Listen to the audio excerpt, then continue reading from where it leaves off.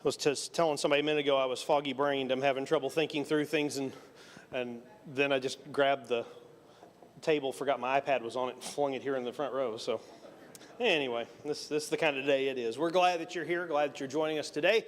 If you're visiting with us, thank you so much for being here. We hope that you feel like family while you are here. We're going to be, who knows where, in and around John's Gospel probably.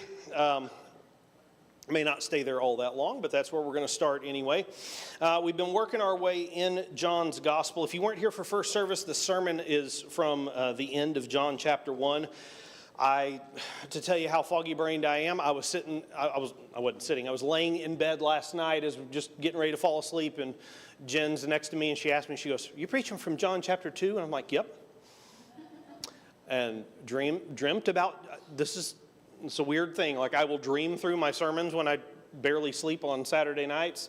And I popped awake at 3 o'clock in the morning, and I had this great sermon illustration that popped in my head. I was like, "Ooh, I need to add that to my notes for John chapter 2. And I walked in this morning and, I'm still in John chapter 1. Okay, so maybe that stuff will stick around for a week. Who knows?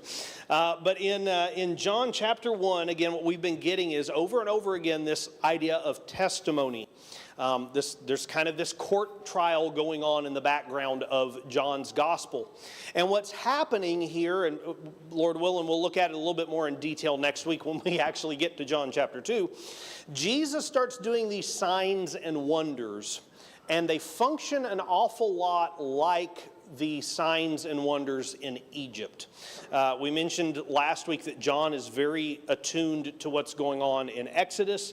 John 1:14 is riffing on a whole lot of Exodus, chapter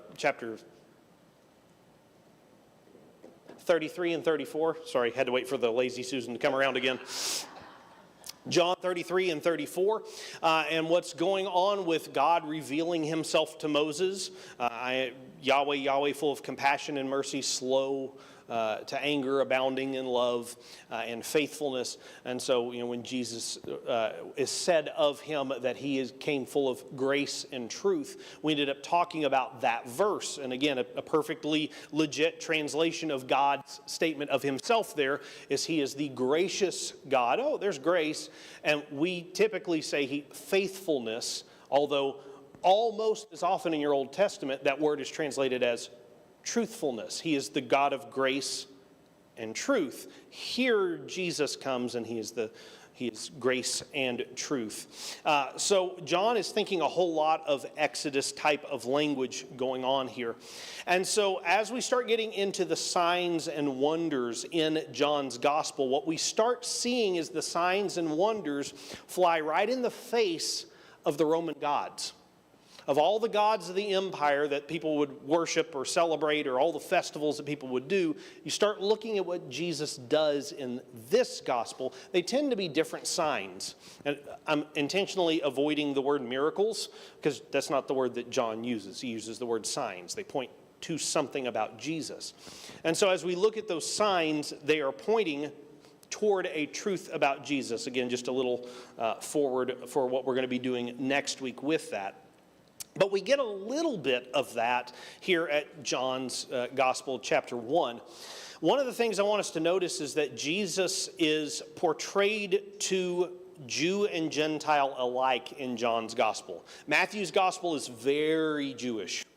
Very Jewish. He's continually quoting the Scriptures as it's written. Well, of course you would know that, right? Because you're a good Jewish person, you know this, right? And he says things in Jewish ways and doesn't bother to explain them.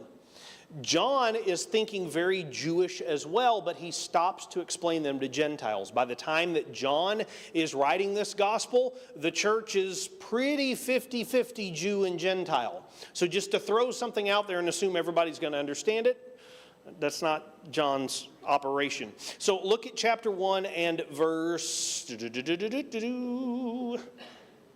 where is it? 38 and a half. Chapter 1, verse 38 and a half. They said, "Rabbi," parenthetically, which means teacher. Again, why do you have to explain what the perfectly good Aramaic Hebrew word rabbi means? Because you're writing to people who don't know what it means, right? And so you're going to substitute in the Greek word there that they would get. Look at verse 41. The first thing Andrew did was to tell his brother Simon, we have found the Messiah, parentheses, that is the Christ. Again, Christ is not his last name. Okay?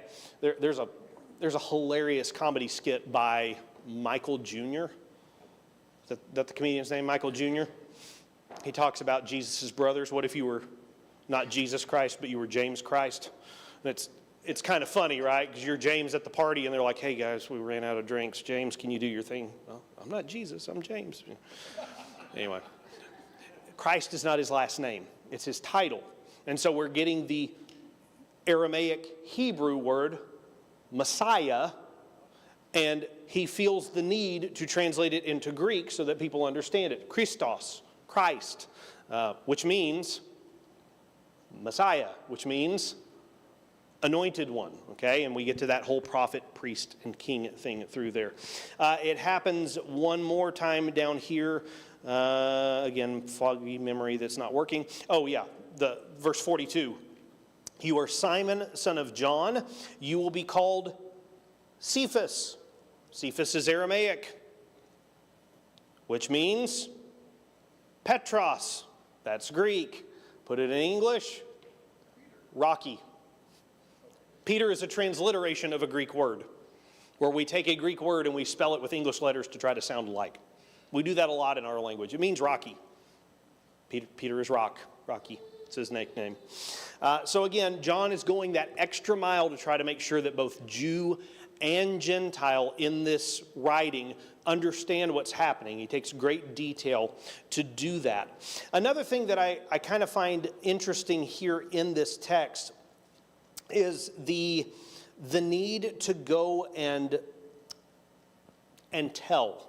When people see Jesus, the first thing they do is they go and they tell somebody else about it. The first thing. Look at where it's talking about Andrew. Philip. I'm trying to find it. Where did it go? Nope, it was Andrew. I was right the first time. Look at verse 41.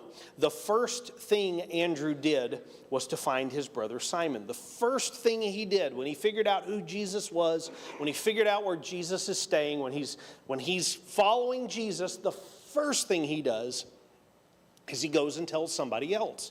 And in my ministry, I mean, this is anecdotal, this is a one-of-one kind of thing, right? In my ministry, I have often found that people who come to faith in Jesus are so much more willing to go out and tell somebody else about Jesus. Some of the best evangelists are the people that show up in recovery ministries, finally surrender their life to Jesus, and show back up the next week with 30 other people. Why? Because they found Jesus, and the first thing they do is go out and tell other people. Seems like the longer we walk with Jesus, the more comfortable we are with the crew we've got. And we just come real comfortable with who we have. And we need to shake that off of our minds. The first thing they do is they go and talk about Jesus. And we see this over and over again. And so what I want us to do for just a moment, my voice is not going to survive talking all the way through class and through another sermon. So what I would like for us to do for just a moment is I want you to turn to somebody near you. And I would like for you to tell that person near you, how did you come to Jesus? Who told you? Who told you? Okay, we're going to take like 2 or 3 minutes. So get up if you need to, walk around if you need to, find somebody and tell them how you came to Jesus. Who told you? Go.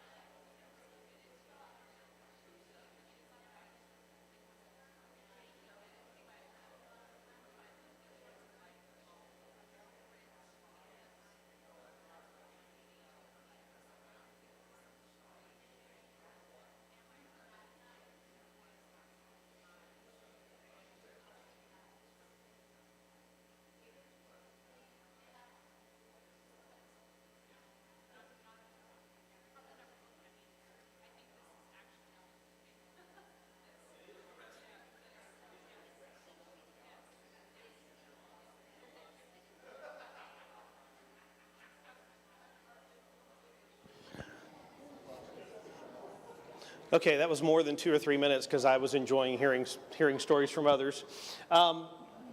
I'd like to, if you feel comfortable doing so, more than just the person you were talking to next to you, does anybody want to share a little bit about that, just kind of with the group?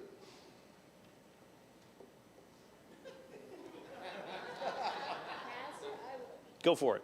But it's not for me, it's him. Okay. Oh, you're going to share his story. Well, A miracle. When we were in high school. you're okay. Oh, I got a big voice, but, okay, so they can hear me from there. When we were in high school, he was adamant there's no God.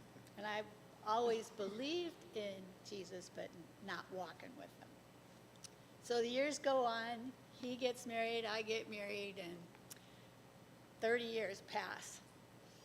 And I got a Christmas card from his mom and dad that his wife had passed away. So we talked on the phone. About a month later, he came down to our hometown where I was still living, met him at his hotel room. And the first thing he says to me is, "I've never seen you drive before." I thought that was so cute. I wasn't allowed to drive back then. Okay. In that hotel room, every other word out of my mouth was about the Lord. Just, I don't know where it came from, except from the Lord. And I was thinking to myself, well, I'll never hear from him again, you know. The next day he came over to my house, and again it was just like the Lord took over the conversation. And he went outside, I followed him out, and I just said to him, "Lane Allen, if you were to die tonight, do you have the assurance that you would go to heaven?" And he said, "No." I said, "Well, would you like that assurance?" And it was like the boldness of the Lord just took over. And he said, "Yes, more than anything." And the message of salvation just rolled out of me like I'd been preaching for years. Yeah. And so I led him in the sinner's prayer. He accepted Jesus right there in the front yard. And he just broke that heaviness. The Lord just lifted that from him. And the rest is history, and we're going on 25 years of marriage this coming July. But you went home, and his mom and dad have been praying for him for years. He went home, told his mom and dad he started going to church with them. We had a year long-distance relationship. We would do like a Bible study over the phone, and he'd go to church that Sunday, and the pastor there would wind up talking about the same thing we did. So it's a godsend. That's awesome how God works. Thank you for sharing that. Any others?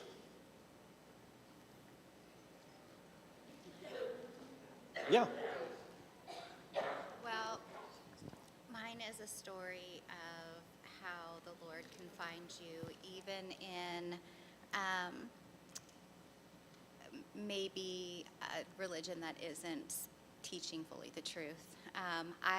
My parents never took us to church, but I grew up in a time when the churches would come and pick you up and take you to church. So I've been to all different denominations of church, but also the Mormons would come around, the Jehovah's Witnesses would come around.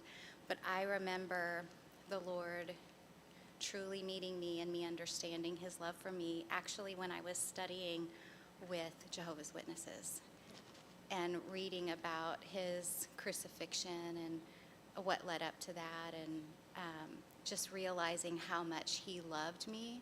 And so he met me even in that place where I wasn't receiving full truth. He encountered me there. Love that. Love that. There's times in our lives where I debate about whether to share this or not. I guess I'll go ahead and share this. So we were talking over here a minute ago, and Amy goes, "Well, what's your story?" And I was like, I may share it. I grew up in church. Who told me about Jesus? The lady rocking me, pretty much, my parents. That lady that rocked me still sits right behind my parents at church. Like I bet if I were just to teleport right now to Sherman, Texas, she's sitting right there. And she rocked me. She rocked our babies when we were newly parents. Just good, godly people that were always there to point me to Jesus. But I was stubborn. That comes as a shock to some of you. Others, you're like, we know. I was pretty stubborn. And what I would do is I would see my friends, they go forward at church and they go, yep, I want to follow Jesus. And yeah, they'd be baptized. And then I'd see them Friday night doing the exact same things they were doing last week. And I just wouldn't see a whole lot of change. And I kept going, well, if following Jesus means you don't do anything different, then why do I need to do anything different? And I had youth ministers. I had all kinds of people who'd come around with me and sit down and go, look, this is what you need to do. And I would ask questions. And I'd be honest, I wouldn't get really good answers. I would kind of get, that's not a knock on my youth minister. He was fantastic, still a good friend. But people would go, well, this. I'm like, okay, well, tell me this. If God said this, then why is this happening? Well, what you really need to do is, I'm like, I know what I need to do. You tell me what this is. And so it was this bit of an argument with God, but it was also a bit of argument with the people around me, and just, Matt doesn't like change. And so I got to college, and for the first time in my life, I'm away from my parents. I don't have to go to church. I didn't go to church all that often. If Mom's watching, sorry, Mom. But I didn't. Like bedside services were just fine with me, right? And so I would sleep in. And my friends would go, hey, we're going to church tomorrow morning. Which service? The early one. Nope. Forget that, right? There was a 5:30 p.m. service downtown. That was a good one. But there were tons of opportunities. It's a Christian university, right? You can't run away from Jesus at a Christian university. Sure you can. Absolutely you can. And so I didn't want to do this, but I started hanging around with these people, and what was shocking about these people was that they loved Jesus even when they didn't have to. Like, Mom and Dad aren't there trying to keep them to do, make them do stuff, and yet they're still doing that.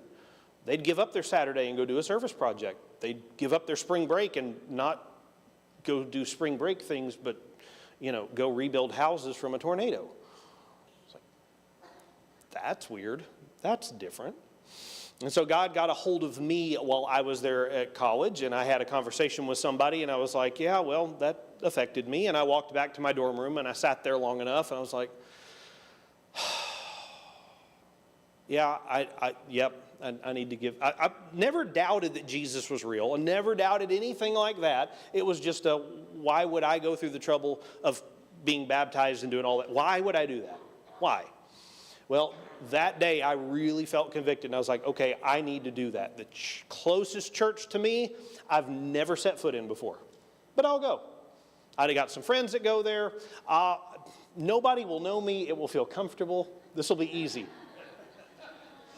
So I go down the street to Cloverdale. I walk in the office, and the guy meets me at the door, and he goes, hey, who are you? And I said, I'm Matt. I want to be baptized. And his eyes kind of go, okay, well, come on in. Let's have a conversation. We walk in. He sits down. He goes, so you're a student at Harding? Yeah. Well, what makes you think you want to be baptized? And I kind of pour out the whole thing. Hey, I grew up in church. And he goes, you sound like a Texan. Yeah. Whereabouts are you from in Texas? I said, you never heard of the place. It's tiny. There's no stoplights. There is now. That saddens me, but there was no stoplights. He says, try me. I said, Whitewright, Texas. And he goes, no kidding. I grew up there.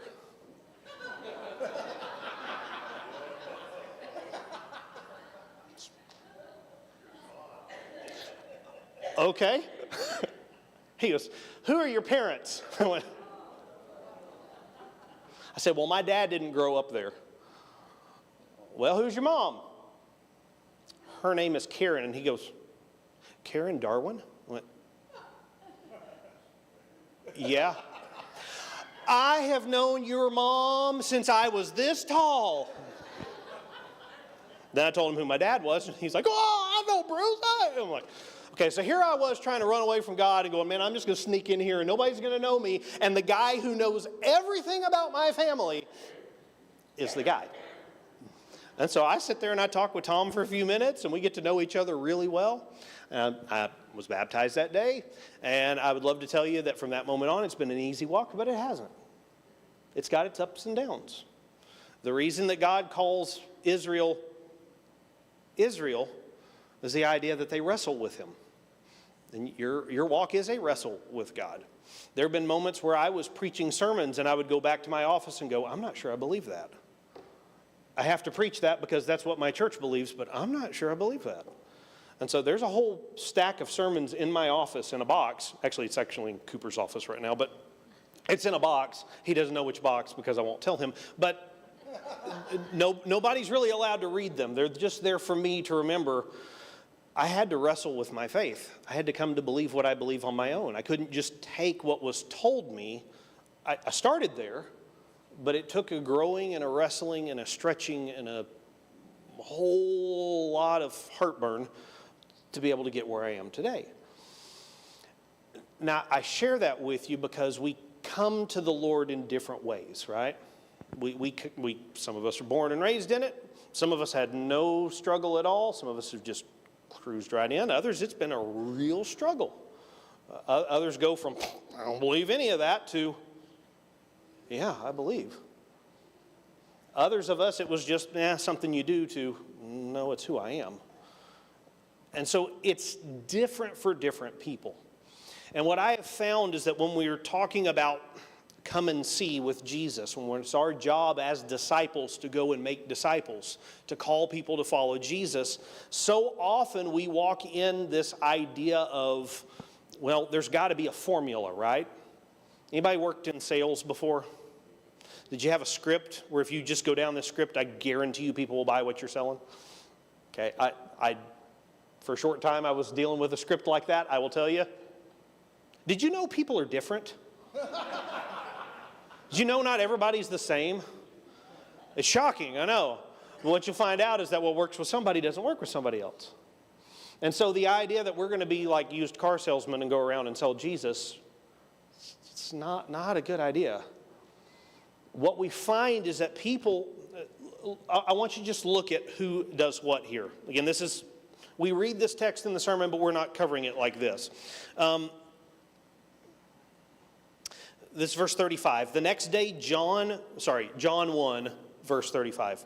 The next day, John was there again with two of his disciples. When he saw Jesus passing by, he said, "Look, the Lamb of God." When the two disciples heard him say that, they followed Jesus. What kind of a relationship do disciples have with their teacher? Would you say it's a close relationship? Say it again. Mentor relationship, yeah. Spiritual relationship. Yeah, there's some intimacy there. More than just spiritual, I think physical, right? Where they go, you go. Where they sleep, you sleep. What they eat, you eat. I don't even do that with my wife. I mean, right? She goes her own places. She eats her own things sometimes, right? Not if you're a disciple in that day. Nope, you do exactly what the teacher does. Why? Because you want to become the teacher. So when John points out Jesus, is he doing it to strangers here in this verse?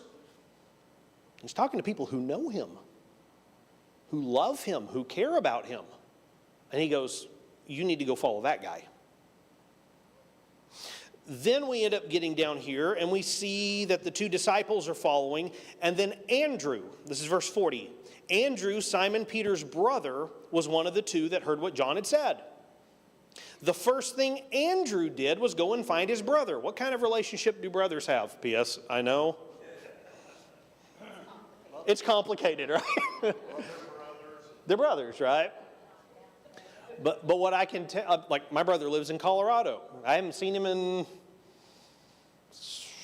18 months, 2 years now. It's been a minute. I'm looking at my wife to try to figure out if she remembers, and she doesn't remember. I don't remember the last time I was in Colorado with my brother. But the phone rings and we're right back at it, right? We know each other. Andrew goes and tells somebody he knows. Continues a little bit more. Look at Nathaniel. Philip goes Philip, like Andrew, Jesus goes out and just finds Philip. Philip's just a guy out there, calls him. He goes, okay, great, I'll follow you. Philip, like Andrew and Peter, were from Bethsaida. Philip found Nathanael and told him, we found the one. Now, we don't get a whole lot of relationship between Philip and Nathanael. He just went and found Nathanael and said, hey, here we go. Could be complete strangers. I tend to think they probably knew each other. I don't know that, though. But do you notice how several of these conversations happen with people that you know? When I was probably in middle school. I think it was in middle school. When I was in middle school, our church, actually the city that my church was in, did this big mission. A bunch of churches got together, and we're going to knock doors for Jesus. And we're going to hit every door in this town, and we're going to go around, and it's going to be these doorstep kind of conversations. Right? We're going to knock on the door, complete strangers, and we're going to lead them to Jesus right there on the doorstep. Now, a lot of people came to Jesus. It was great. 6 months later, a lot of those people weren't around anymore. Now, I'm not saying God didn't use that. I'm not knocking that kind of ministry at all. But most of the time when I hear about churches doing some sort of outreach, trying to reach the lost, trying to talk to people, trying to bring people into the doors to Jesus, it's that idea of, hey, run into that stranger somewhere and talk to that stranger and try to convince them. If some stranger tried to convince you to completely change your life today, how open are you to that? Not much. If somebody you have known for years and love and sit down and eat meals with talks to you about changing your life, I'm not saying it's an easy conversation, but how much more open are you to listening to what they have to say? I'm more interested to listen to that. Somebody I know cares about me, somebody I know, again, as a friend that I've sat down with, I've had meals with, I've been in their home, they've been in my home, that kind of stuff. I'm willing to listen to them and talk to them and do uncomfortable things, wrestling with struggles. And again, that's where I am. Complete stranger? I doubt it. All right. If you were here first service, you get this. If you are a second service person, this may sound like it's out of blue for a moment. Just follow along, though. One of the things we talk about in Celebrate Recovery all the time is a biblical principle from James's letter. Confess your sins to each other and pray for each other so that you may be healed. Okay? How likely are you to meet somebody in the checkout line at Walmart today and confess your sins to them?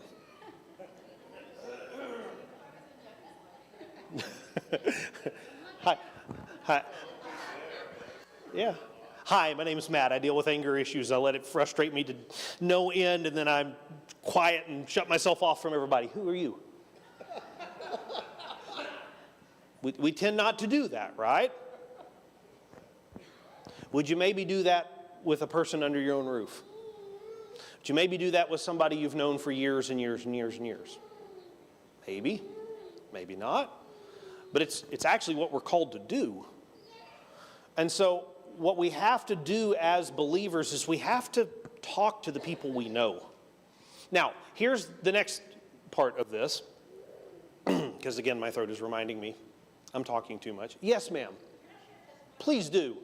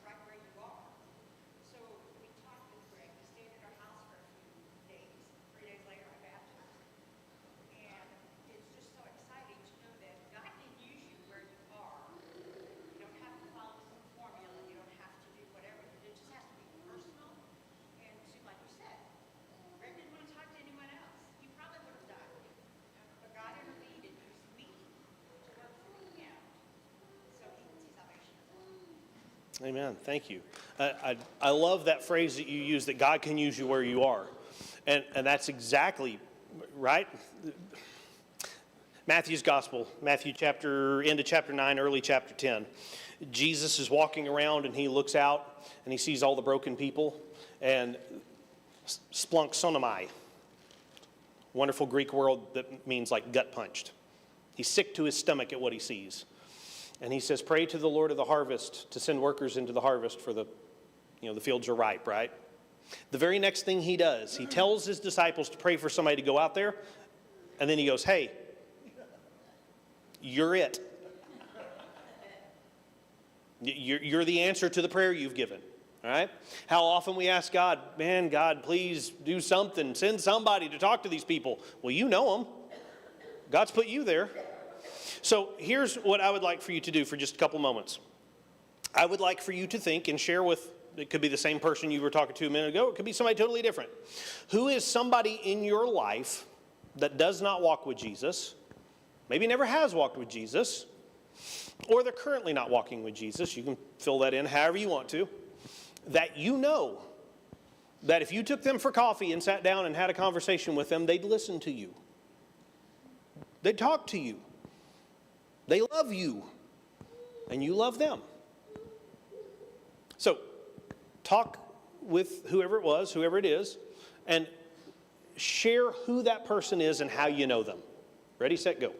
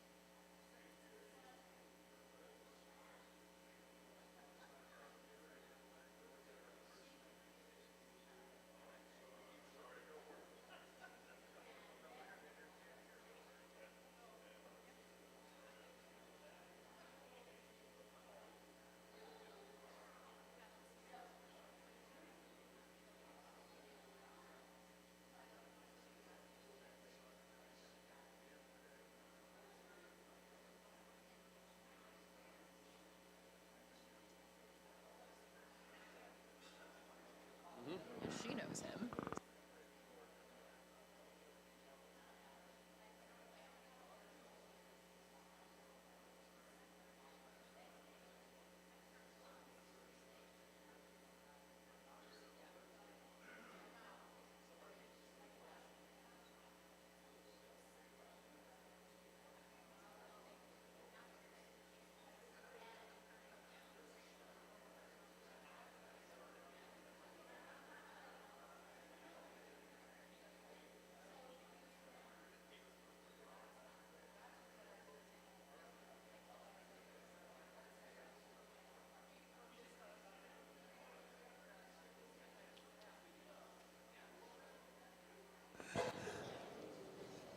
All right, so I'll tell you a couple of conversations that we were having in our corner is that, well, sometimes it's hard if you're only around Christians, right?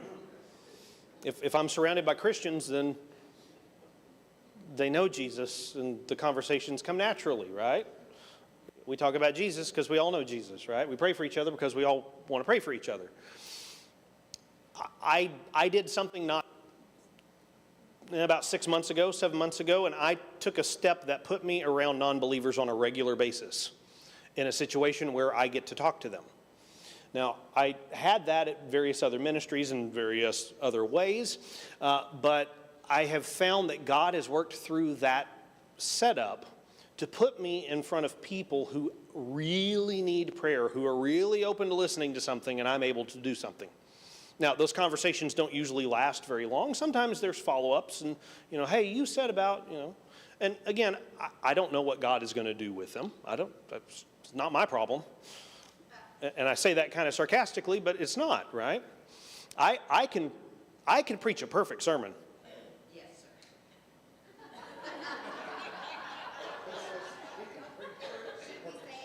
No.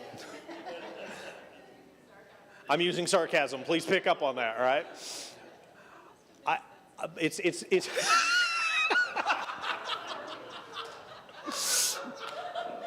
I did too, Vicky. If you couldn't hear what Vicky said, I must have missed that sermon. I did too. What I'm trying to get at is you can present the gospel flawlessly.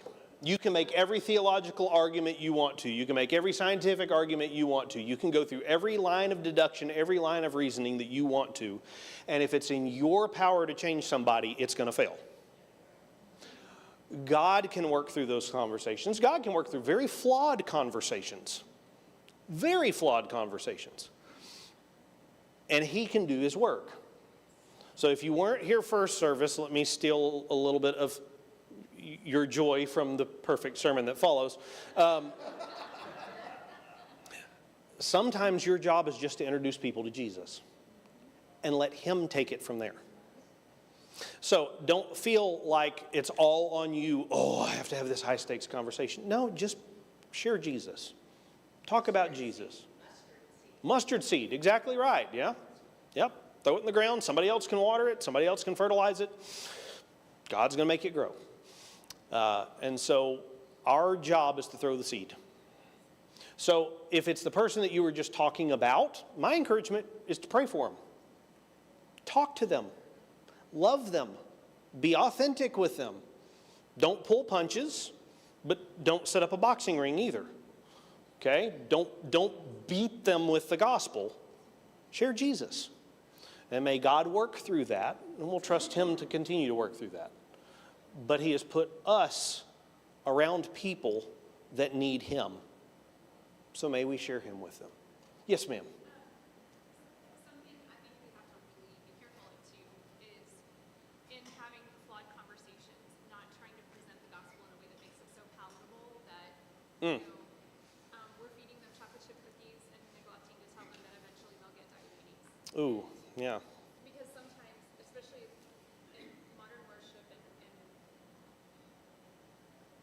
just modern thinking, we present the gospel in such a way that when we live that gospel out in our lives, we're like, wait a second, that's not, that's a big switch. The God I thought I was accepting,